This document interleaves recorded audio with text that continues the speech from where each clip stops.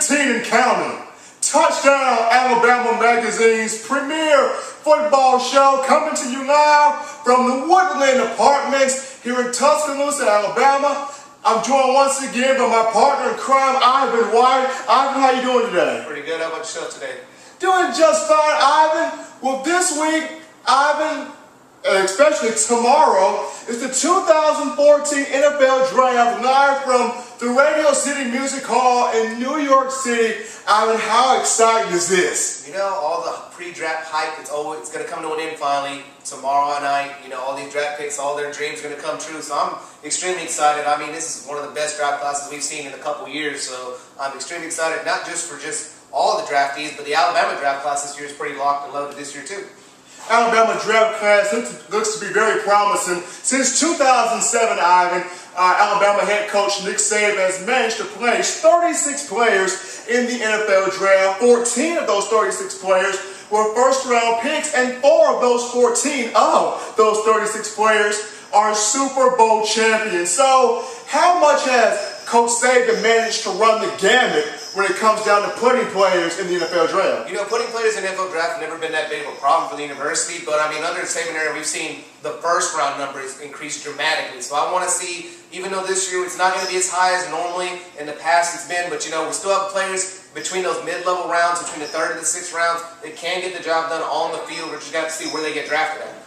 We're definitely got to see that as well, Ivan. Alabama this season, head coach Nick Saban will look to put between 13 and 16 players in the NFL draft. And by the time of this board, Ivan, it's time to get ready to lock these guys on down. Let's get started, man.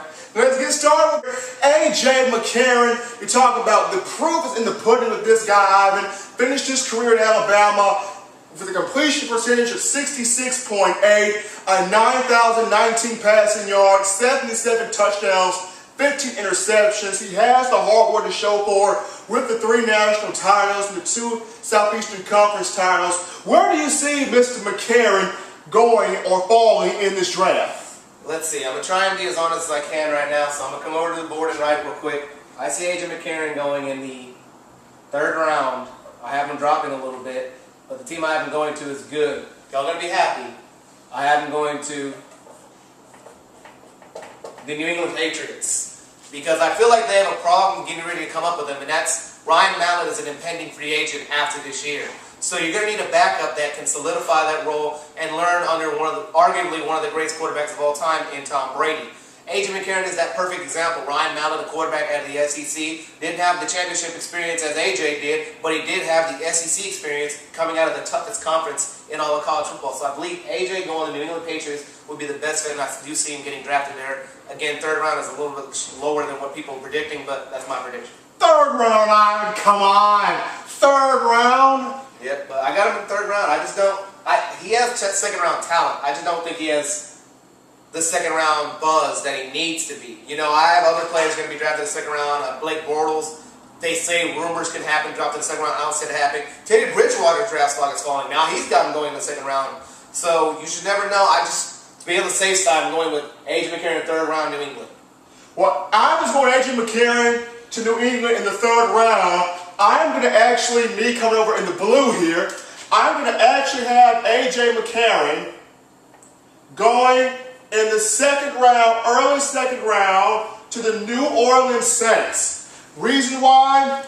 You have Drew Brees, who's arguably one of the best quarterbacks in the National Football League. And you not just have Drew Brees, A.J. McCarron would be reunited with former Alabama running back Mark Ingram, and also the receiving talent of Jimmy Graham, Marcus Colston. They just signed Robert Meacham and a plethora of other receivers.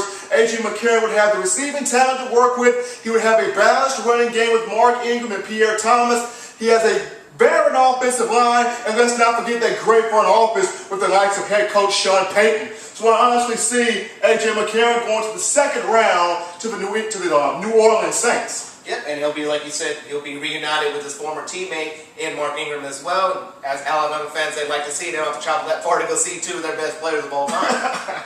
good. It's good for gas mileage. It's good for gas mileage right there, ladies and gentlemen. It's good for gas mileage, but we do more here on this show than just throw out draft names and what they would likely go to. We have to analyze things. Yeah. So if we can look at some strengths and weaknesses from A.J. McCarron. Starting off with the strengths, what are A.J.'s strong suits going into this draft? Well, I mean, you have to go with the moxie, the mental game that AJ has. I mean, leading his team, the 2 national championships, winning 3. Of course, he wasn't playing in the first championship that he won.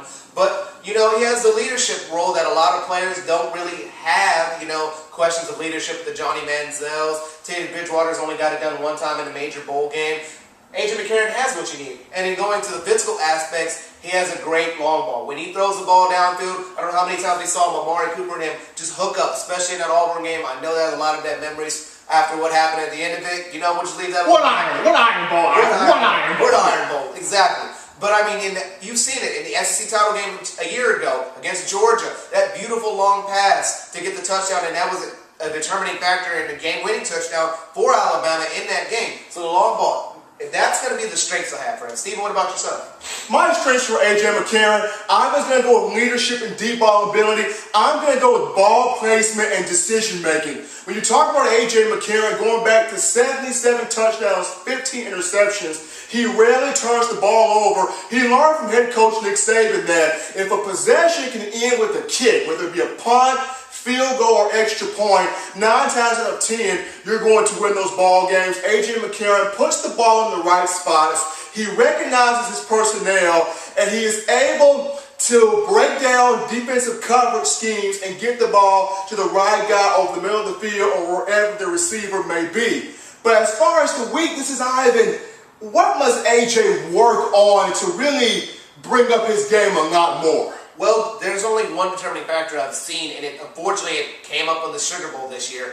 It is under pressure. Can AJ make the right decisions? He held onto a ball a little too long, multiple times in the Sugar Bowl, and that ultimately left us with a loss. So I'd like to see him do a little bit more under pressure. Don't get as hesitant. Don't get happy feet and try and roll out the pocket and just sit in there if you can, and if you have to, throw it away, or, just don't get intentional around it. That's the main thing as a quarterback. I need you to show poise in the pocket under pressure. If you can get that job done, and I feel like the NFL scouts will help improve in that, when he finally gets drafted to a team, so that's the only thing I really see he needs improvement on when he gets to the pros. So you're basically saying his ability to anticipate the blitz. Yes.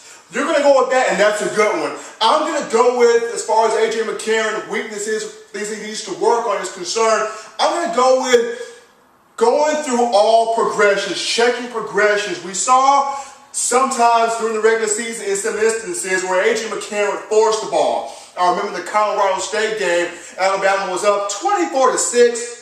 And A.J. McCarron was trying to force the ball downfield to Kenny Bell being well covered on the play. So for A.J. McCarron, if he can continue to work through his progressions, if option number 1 isn't there, check down the option 2, option 3, or back out of the backfield, or even pull the ball down, pick up some yards with his feet. He did show up some mobility last season, not very much of it. He doesn't need to be that mobile because he's able to make good decisions with the football. So be able to pull the ball down, get some yards with his legs, and as Ivan mentioned, throw the ball out of bounds. But going by what we see here, or what we have on this board, A.J. McCarron, no doubt about it, is a talented quarterback, and he's going to start and be a star in the league very soon in the National Football League. Yes, we've got to wait and see which team is lucky enough to receive a great player, and we're going to have to wait and see, like I said.